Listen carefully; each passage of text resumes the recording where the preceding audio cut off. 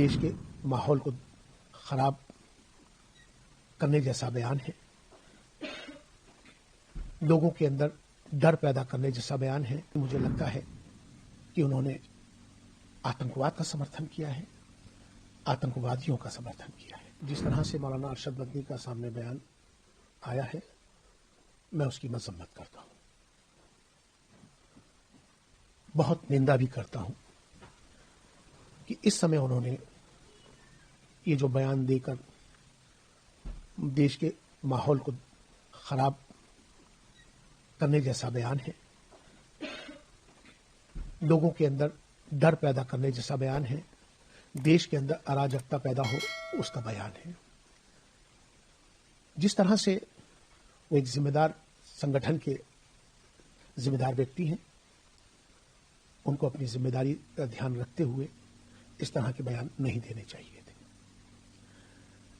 آج جس طرح سے انہوں نے الفلاح یونیورسٹی کے حوالے سے ان کا سمرتھن کیا ہے، تو کہیں نہ کہیں مجھے لگتا ہے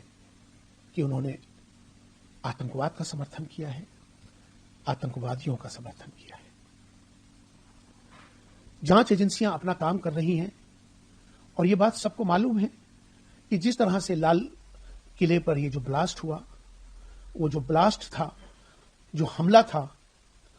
وہ بھارت پر نہیں، بھارت کی آتما پر حملہ تھا، دیش کے ماحول کو خراب کرنے کی سازش تھی۔ اور جس طرح سے 3 بڑے اسی الفلاح یونیورسٹی کے 3 جو لوگ پکڑے گئے ہیں، وہ اس الفلاح یونیورسٹی کے ہی لوگ ہیں۔ جانچ ایجنسیاں اپنا کام کر رہی ہیں، انہیں کام کرتے رہنا چاہیے، لیکن دیش کی سرکشا کا وشے ہے یہ۔ مولانا کو اس بات کا دھیان رکھنا چاہیے تھا کہ جب بم بلاسٹ ہوا تھا تو انہیں آتنکواد کے وروਧ میں اپنا بیان دینا چاہیے تھا۔ ان کی جو جمعیت علماء ہند ہے، اس کو آتنکواد کے وروਧ میں پردرشن کرنا چاہیے تھا۔ آج جس طرح سے انہوں نے یہ بیان دیا ہے، مجھے لگتا ہے کہ میری ان سے گزارش بھی ہے کہ اپنے اس بیان کے لیے دوبارہ سے پریس کانفرنس کریں، اور اپنے بیان جو انہوں نے دیا ہے اس کو صحیح بیان جو لوگوں تک پہنچائیں،